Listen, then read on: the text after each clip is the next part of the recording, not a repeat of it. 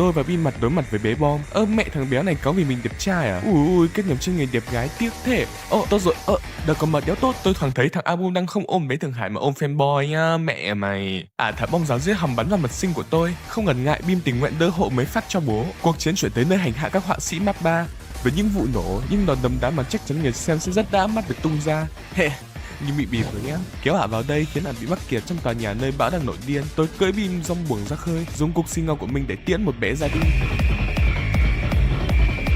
Không chịu bỏ cuộc, Reze dạy bom đánh cá, bắn mặn mặt cáu kỉnh của tôi vào giữa không trung, nơi hàng trăm quả bom nở rộ, hệt như buổi pháo hoa hôm nay. Trong khi Bim chịu trận thì tôi nghĩ rằng tại sao cứ phải đánh nhau như vậy nhỉ? Có phải vì mình không muốn chạy trốn cùng em ấy không? Hay có phải vì tôi đã sai ở đâu đó rồi không? Nếu em ấy muốn trở thành chuột cống ở nông thôn, tự do tự tại, tôi có nên giống vậy không? Ghi về cái này nóng hết cả gan, đau hết cả đầu, xuống nước xả tí thôi. Reze.